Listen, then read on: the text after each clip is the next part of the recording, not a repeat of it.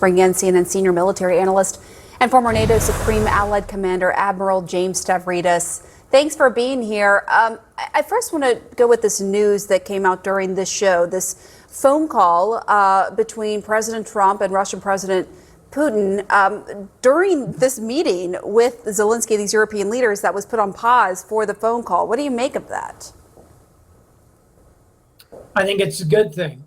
And my view is the more contact President Trump can have, both with Zelensky and the European leaders, and also with Putin, the higher the chances are that we can negotiate an ending to this. Quick point to be made here, Pamela, you know this, life is compared to what? And compared to how Zelensky was received in the White House some months ago, essentially thrown out without lunch. Well, now he's there with half a dozen of his best friends, the leaders of Europe. They're talking about having an evening meal together. If that requires a pause to check in with Putin, I'm all for it.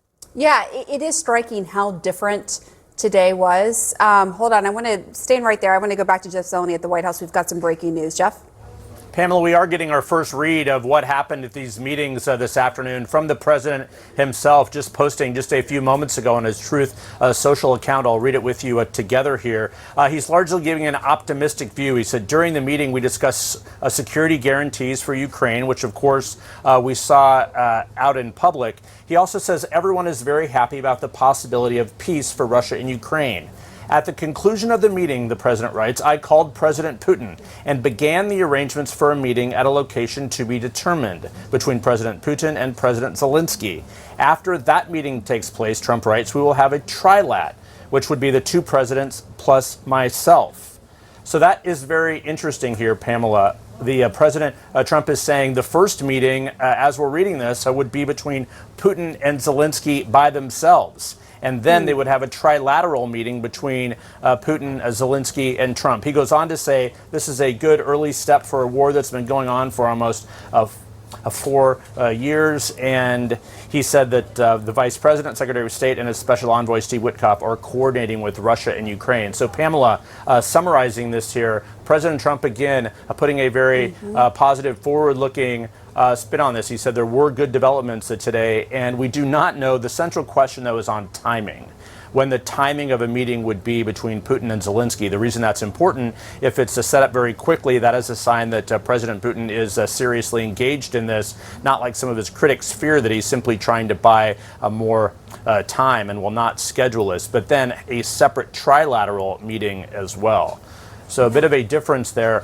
Trump earlier was suggesting a trilateral meeting. A meeting of all three of them would be the first step, but it appears, at least by this Truth Social, after Trump talked to Putin, it looks like a Zelensky-Putin meeting is coming up first. All right, now we know a little bit more about that call. Thanks so much, Jeff Zeleny. So let's get the reaction from the Admiral. What do you think about this? A potential meeting first between Putin and Zelensky, and then a trilateral meeting? I'll take it. And I think what's really important, actually, Pamela, is the meeting after those two, a quad meeting. Yeah, of course. Hello? Uh-oh, did we lose you, Admiral? Pamela, you still... Yeah, Admiral Stavridis, we're still live in the air. Can you hear me? I thought somebody in my other ear is saying something. A quadrilateral meeting is what's really important. So let's have the one-on-one, then let's have the trilat. The quad is when you bring in someone like Ursula von der Leyen from Europe. Extremely important to get that European voice in there. And as this unfolds, Pamela, I think what is going to be important is the degree to which Zelensky is going to be willing to give up some amount of territory. Crimea, what part of Donbass?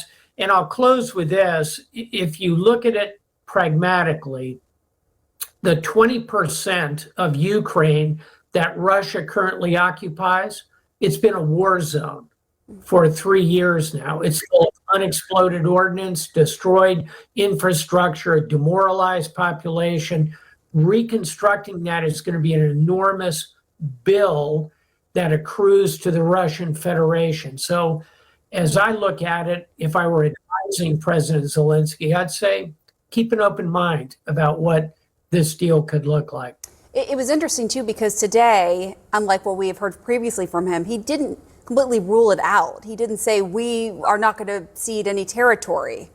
You know, he didn't go there. And so that was something that I was looking at for sure. But when it comes to the Donbass region, some are looking at that and saying, well, if Ukraine gives that up, they're giving up a really strategic part of their land for national security, for economic reasons, to protect them from Russia. What do you say to that argument? I would say listen to the president of Finland, who in the meeting during the Oval Office talked about an event almost 100 years ago when Russia invaded Finland. Ultimately, Finland gave up 10% of their territory. They maintained independence. They maintained neutrality for many years. Ultimately, they came into NATO. That's an interesting historical analog here. Again, these are decisions for Ukrainians, not for Americans. But I would say to President Zelensky, keep an open mind to the deal that's kind of unfolding in real time in front of us. Admiral James Stavridis, thank you so much.